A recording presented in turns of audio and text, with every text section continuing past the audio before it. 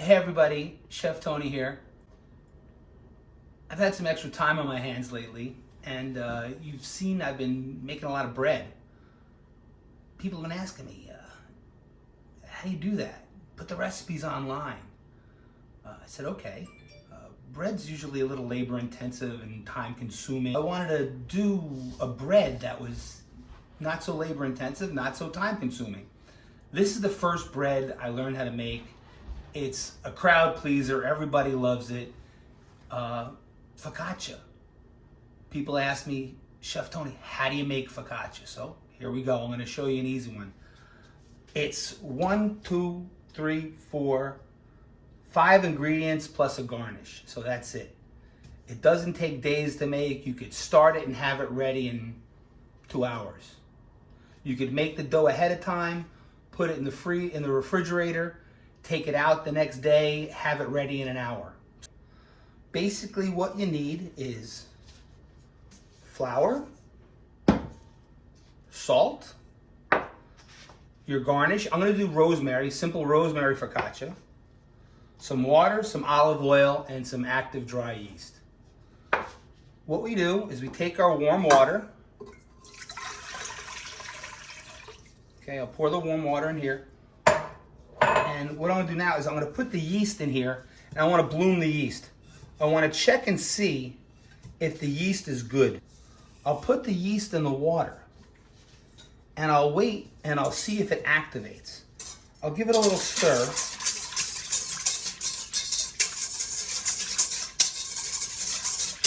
And then it'll take like 5 minutes. And if it starts to bubble up, you know your yeast is cool and it's good. So I'll just let that sit for a minute. In the meantime, take your salt, put it in with your flour. This here is bread flour. You could use all-purpose flour. You could use 00 flour, but I'm using bread flour because that's what I have. High gluten flour gives you a nice springy, airy focaccia. Now I'm gonna take the rosemary and stir it in too. What I did for this recipe, I just went to the store. I got one of these little packs of rosemary. That's all you need for this recipe.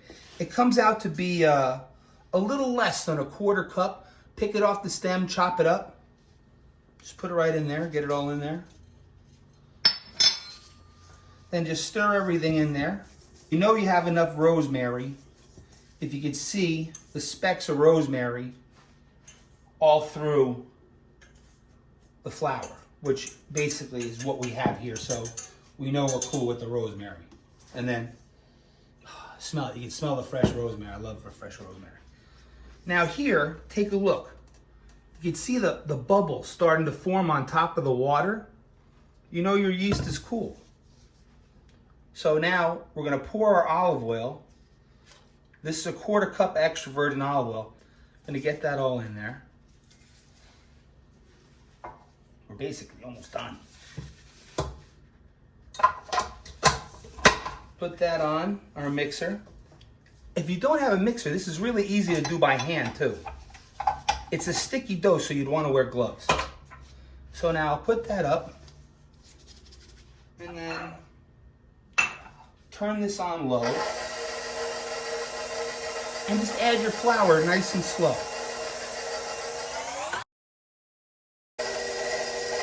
We're done adding all the flour.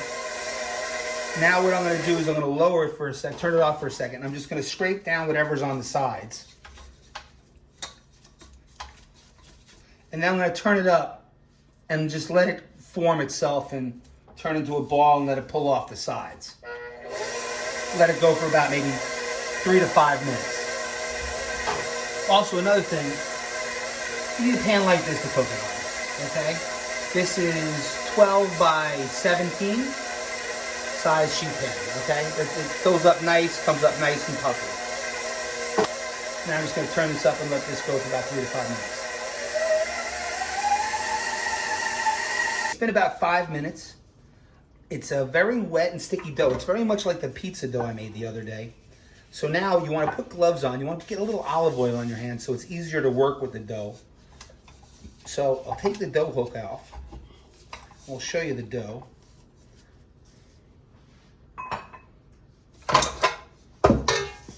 So very wet and sticky, but just take a spatula, get a little olive oil on the spatula, and you can scrape it off the side of the bowl. But you have a nice, smooth, elastic dough. And again, if you don't have a mixer, you just do this by hand and get it to the same consistency. But you see it's sticky, right?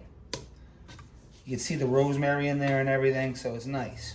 You could get another mixing bowl like this, about this size, and you're gonna take a little olive oil, and you wanna just grease the inside of the bowl like this. Because now we're gonna put it in here for its first rise. Now this focaccia only needs 2 rises. We're gonna let it rise here once, and then we're gonna put it on the tray, let it rise one more time, basically the shaping, and then we can bake it off. But right now, I'm just gonna take it here.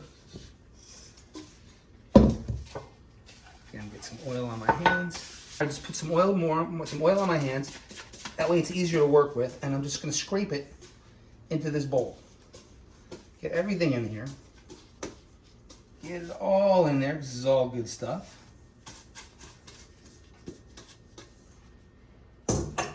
Now I'm gonna take it, I'm gonna push it down. And now I'm gonna turn it over. So this top side is oiled now. Push it down one more time.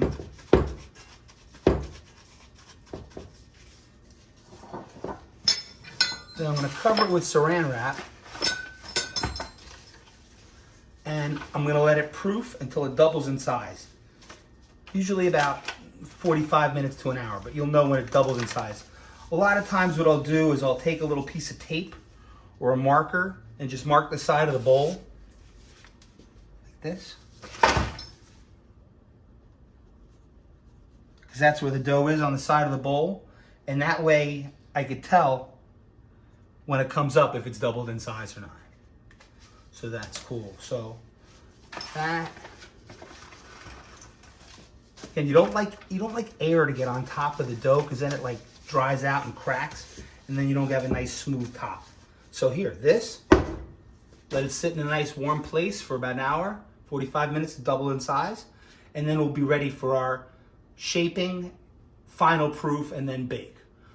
But what I'm gonna do is I'm gonna let it proof one more time, push it down, and then tomorrow, I'm gonna take it out of the refrigerator, let it proof on the tray, and bake it off so I could have fresh bread tomorrow. We're back after 45 minutes.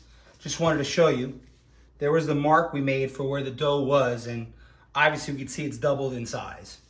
So now if you want, we could take that sheet tray that we had, we take a 1/4 cup, follow the recipe, you take a 1/4 cup of olive oil, put it on the tray.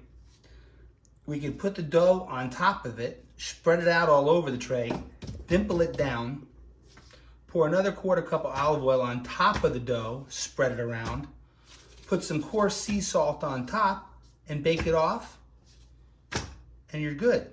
But what we're gonna do now is I wanna do this tomorrow. So now I'm gonna take it, and I'm gonna push it down. Well, I gotta oil my hands. So, just take a little spray.